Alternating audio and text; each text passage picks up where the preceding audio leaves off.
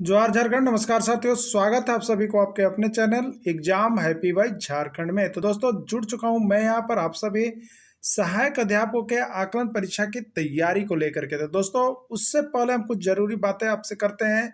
तो जुड़ चुका हूं मैं आपके लिए यहां पर दीपावली धमाका ऑफर में। तो एक बार आप सभी यहां पर सहायक अध्यापकों के लिए बहुत ही सुनहला अवसर हमारे यूट्यूब टीम की तरफ से दिया जा रहा है, जो कि पहले कभी भी नहीं दिया गया था। तो वो आपको यहाँ पर लाइफ टाइम जुड़ने की वैलिडिटी दे रहा है। तो आप यहाँ पर देखिए, 501 रुपए में वैलिडिटी आपकी लाइफ टाइम कर दी गई है। यानी कहने का मतलब, आज आप जुड़ते हैं, आपकी परीक्षा चाहे जनवरी में हो, फरवरी में हो, मार्च में हो, वो कभी भी आपको फिर इसके बाद किसी भी प्रकार की फी की राशि आपको हमारे यूट्यूब टीम को नहीं देनी पड़ती है। सिर्फ और सिर्फ 501 रुपए में आपको दिया जा रहा है।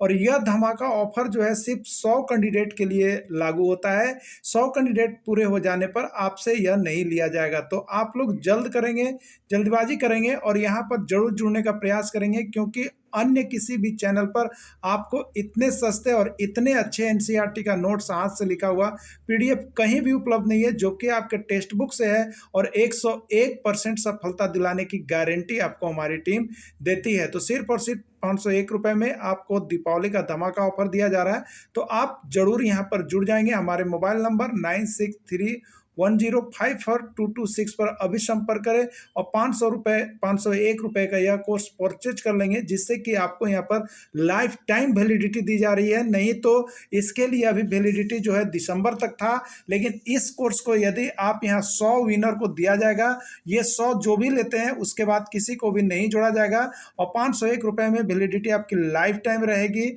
और 100 वाले विजेता में आप जल्द से जल्द जुड़ने का प्रयास करेंगे। तो चलिए देखते हैं कौन कौन जुड़ पाते हैं, कौन कौन इस ऑफर का लाभ ले पाते हैं। तो 501 रुपए में आपकी वैलिडिटी लाइफ टाइम कर दी गई है। तो आप बहुत ही जल्द यहाँ पर जुड़ेंगे, जिससे कि आपको सारे एनसीईआरटी का नोट्स और पीडीएफ वीडियो सब कुछ दिया जा रहा है और 101% सफलता की गारंटी आपकी दी जा रही है।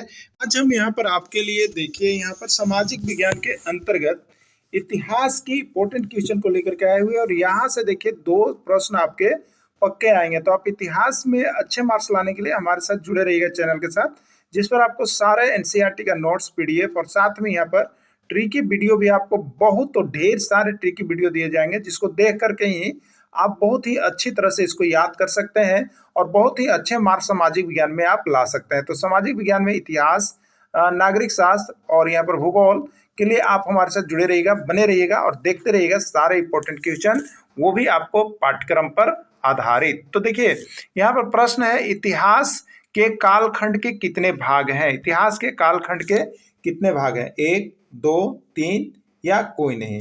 तो देखिए, इतिहास के कालखंड के 3 भाग हैं।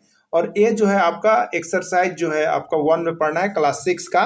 तो हम यहाँ पर मिक्सअप करके लाए हुए हैं, लेकिन जब क्लास का एक्सरसाइज स्टार्ट होगा तो वहाँ पर भी ये सारी चीज़ें आपको मिल जाएगी। ठीक है, तो 3 भाग हैं। अब कौन कौन है उसको हम सारी जानकारी आपको इस वीडियो में नोट्स बना करके दे दिए हैं, कि जो हमारे नोट्स को यहाँ पर परचेज कर रहे हैं उनको किसी तरह की समस्या ना हो। तो ऑब्जेक्टिव के साथ साथ आपको नोट्स भी दिया जा रहा है। तो आइए देखते हैं। देखिए, यहाँ पर नोट्स क्या आपको हमने बना दिया है। देखिए, इसको याद करने का तरीका है, 3 गो जो कालखंड है।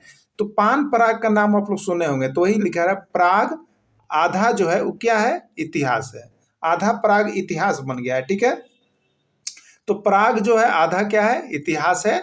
अब देखिए, प्राग का मतलब प्राग इतिहास है या प्रागैतिहासिक इतिहास कहते हैं। ठीक है, आधा का मतलब आध इतिहास है और इतिहास का मतलब ऑलरेडी इतिहास है। ठीक है, अब यहाँ पर हम जानेंगे इस वीडियो में कि प्रागैतिहासिक इतिहास किसे कहते हैं, आदि इतिहास किसको कहा जाता है, या इतिहास किसको कहा जाता है। तो देखिए, ये बहुत बार प्रश्न आया हुआ है, इसलिए एक ट्रिक से यहाँ पर 10 प्रश्न बनता है। पूछने का तरीका अलग अलग होता है।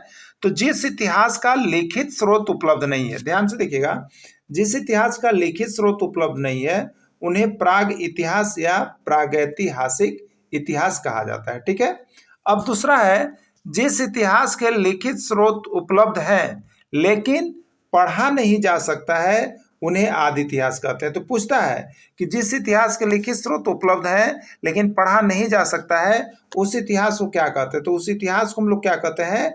आदि इतिहास कहते हैं। मतलब लिखित स्रोत है लेकिन वो पढ़ा नहीं जा सक रहा, तो वो आदि इतिहास है। और जिसका लिखित स्रोत ही उपलब्ध नहीं है उसको प्रागैतिक ऐतिहासिक इतिहास कहते हैं।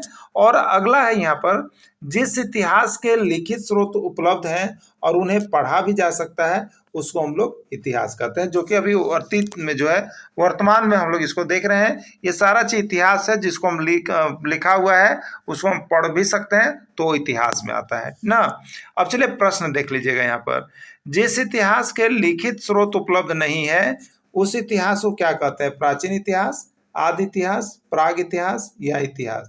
तो उस इतिहास को क्या कहते हैं जिसमें लिखित स्रोत ही नहीं मिला है, उसको प्राग इतिहास या प्रागैतिहासिक इतिहास के नाम से जाना जाता है।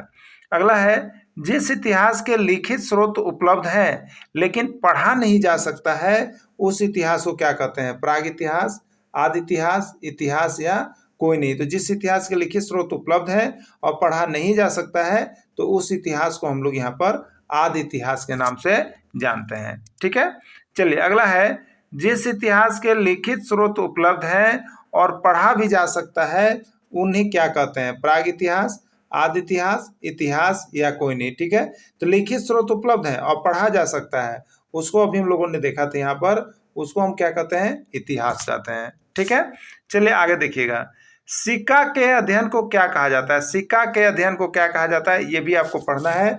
सिक्का के अध्ययन को क्या कहते हैं? इसका राइट आंसर क्या होगा? न्यूमिज्मेटिक्स, एपिग्राफी, पैलियोग्राफी या कोई नहीं। ठीक है, तो इसको कहते हैं न्यूमिज्मेटिक्स। ओके, अगला देखिएगा, शिलालेख के अध्ययन को क्या कहते हैं? बहुत बार प्रश्न पूछा गया है, सब 1001 बार प्रश्न, केवल इंपॉर्टेंट क्वेश्चन है, इसलिए आप वीडियो को अंत तक जरूर देख लीजिएगा, इससे प्रश्न आपको कहीं मिलेगा भी नहीं। और इसको हम इस तरह से आपको ट्रिकी अभी दिखाएंगे प्रश्न के लास्ट में कि आपको कभी भुलाइएगा भी नहीं, और बहुत जो भारी लग रहा था वो अभी आपको धीरे धीरे बहुत आसान लगने लगेगा। ठीक है, तो यहाँ पर आपको कितने में? तो सिर्फ और सिर्फ 501 रुपये में लाइफ टाइम आपको कोर्स मिल रहा है। 501 रुपये में लाइफ टाइम, यानी जब तक आपकी एग्जाम नहीं होती है तब तक यहाँ पर जुड़ करके तैयारी कर सकते हो, सारे नोट्स PDF आपको मिलते रहेंगे। ठीक है, ये देखिए दीपावली धमाका में मिल रहा है, फिर जो है आपको 24 के बाद इस कोर्स में आपको लाइफ टाइम नहीं मिलेगा, दिसंबर तक के लिए मिलेगा। ठीक है, तो जुड़ जाइएगा। शिलालेख के अध्ययन को क्या कहा जाता है? न्यूमिज्मेटिक्स, एपिग्राफी, पैलियोग्राफी या कोई नहीं। ठीक है, तो शिलालेख के जो अध्ययन किया जाता है उसका नाम है एपिग्राफी। क्या है उसका नाम? एपिग्राफी में शिलालेख का अध्ययन किया जाता है।